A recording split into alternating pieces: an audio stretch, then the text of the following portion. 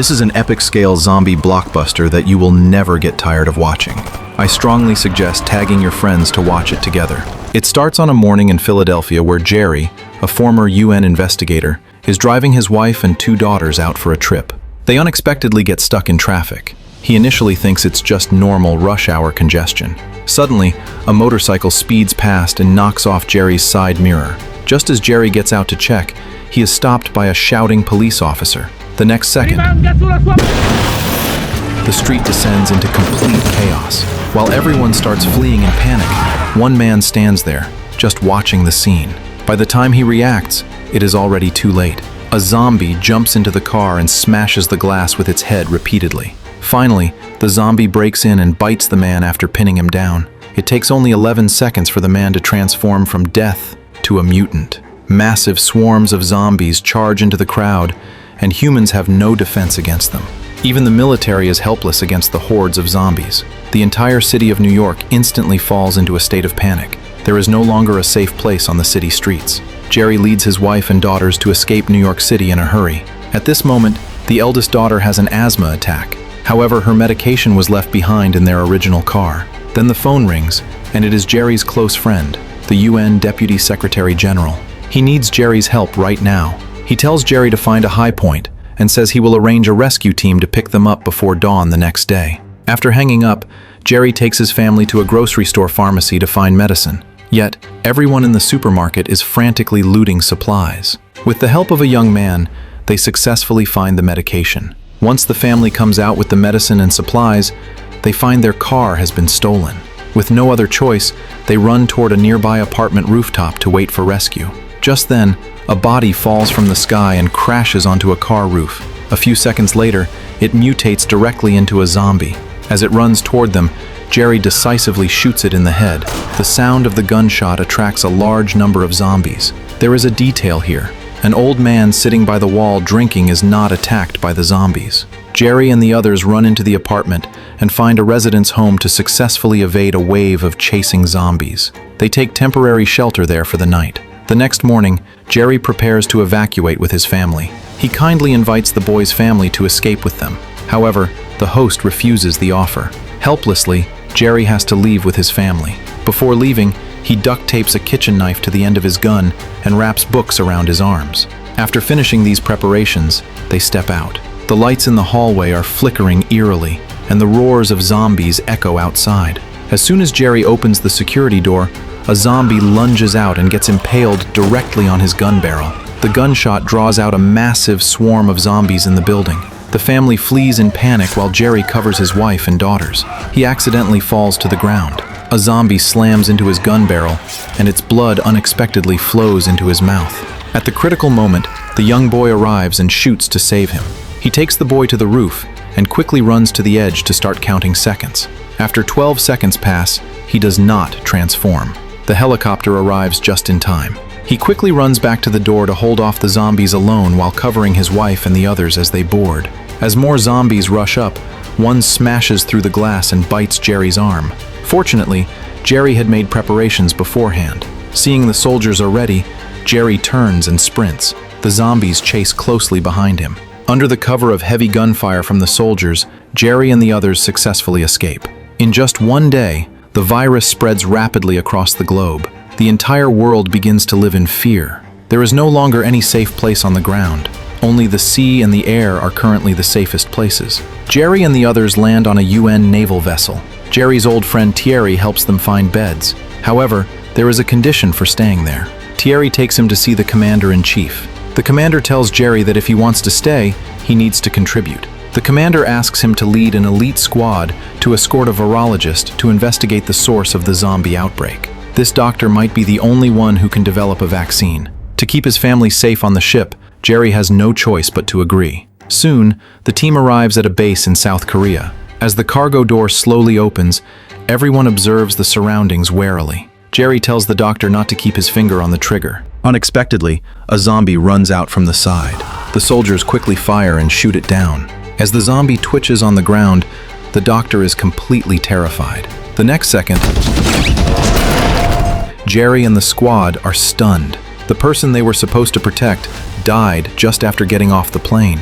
Just then, several friendly troops arrive in time to take out the remaining zombies. Gerry helplessly leaves the doctor behind and runs toward the base with the main force. They encounter many zombies along the way. Fortunately, the sound of rain and suppressors perfectly masks their noise, preventing them from attracting large swarms. After arriving at the base, the guards lead Gerry to a cell. There, he sees the first infected person. The colonel bitten by him is now barely hanging on. The first infected person was a military doctor who went to the mountains to investigate a soldier's cause of death, because the soldier had gone AWOL and was found dead by villagers. However, during the investigation,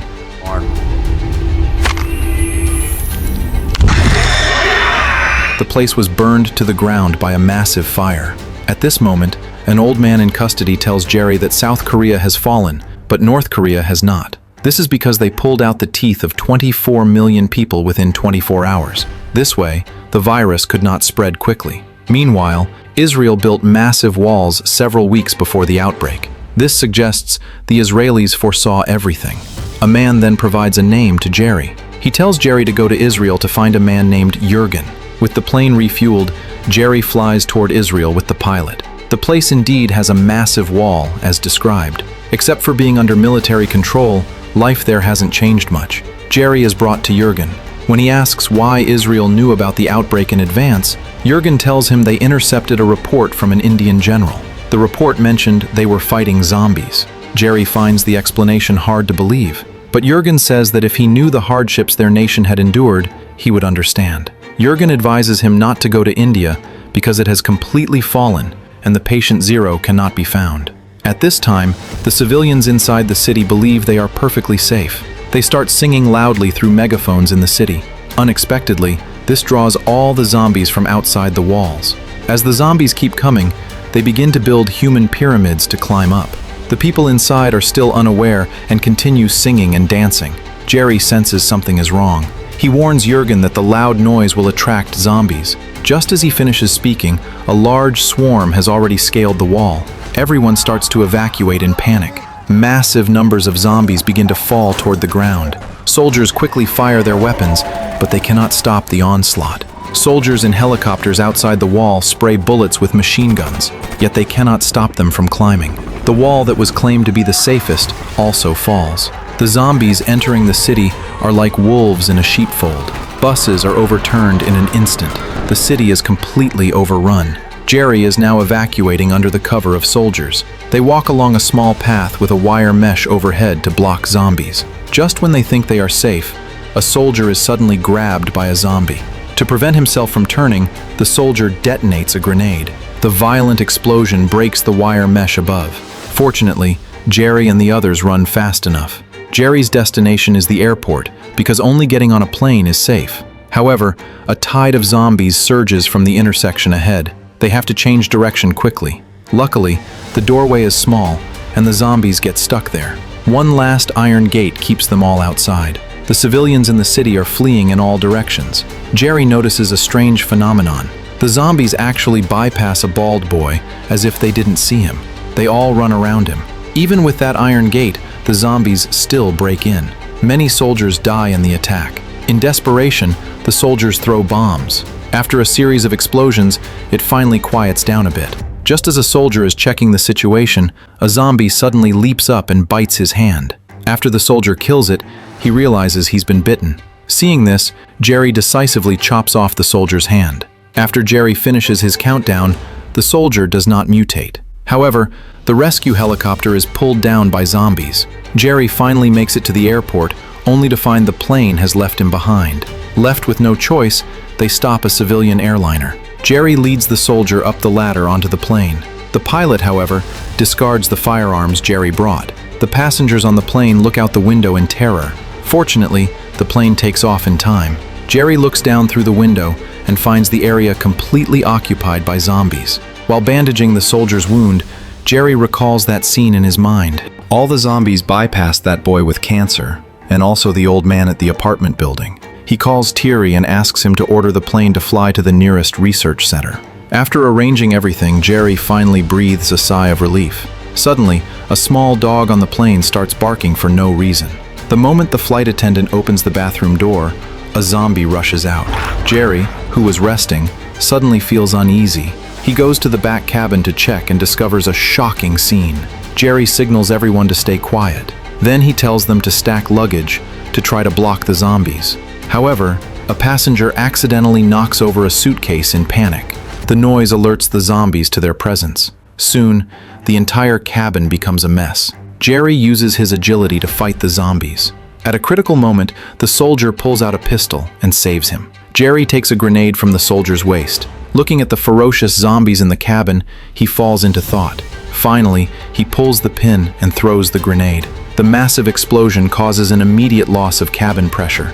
Countless zombies are sucked out. Gerry and the soldier use all their strength to fasten their seatbelts. What awaits them is the plane crash. When Gerry wakes up again, he finds himself strapped to a bed. He also has a wound in his abdomen. Two men stare at him with strange expressions. They ask him who he is and what the phone call was about.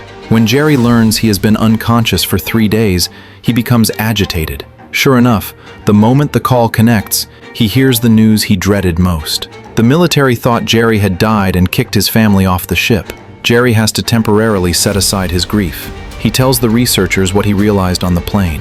Since the zombie virus only attacks healthy people, if a person is infected with a serious disease or virus, the zombies will treat them as one of their own. Gerry plans to inject himself with pathogens and use himself as an experiment. If it works, they will have the conditions to coexist with the zombies. But the biggest problem is that those pathogens are stored in Zone B of the research center. The staff there are now all infected. About 100 zombies are wandering around outside. At this moment, only a thin door blocks the zombies. At night, Gerry prepares to head to Zone B. A supervisor is responsible for leading them.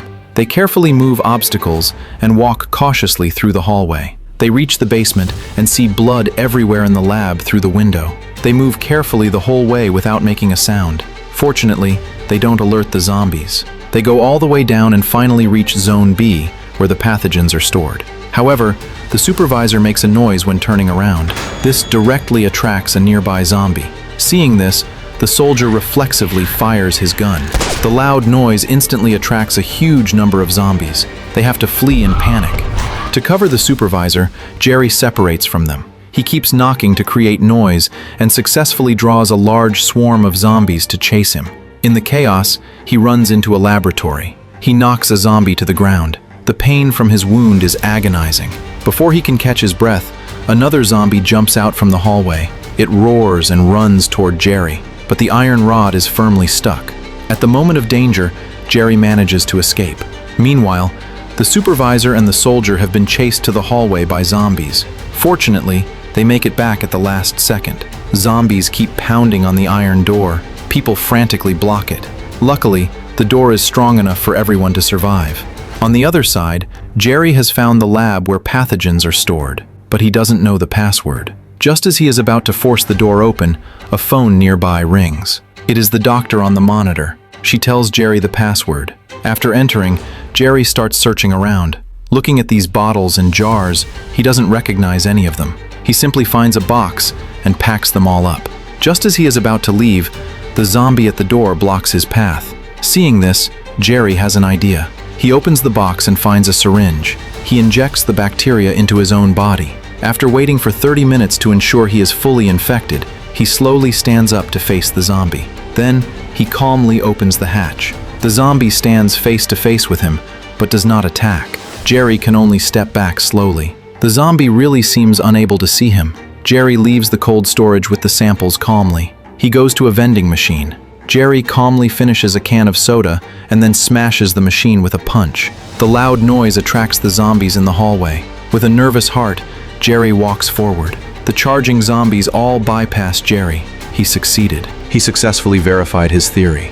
After the treatment, he and the soldiers leave the research center. Since then, military and civilians worldwide are equipped with bacterial camouflage. Gerry has made a great contribution to human survival. He used his courage to buy time for humanity. He secured a chance. The battle between humans and zombies still continues.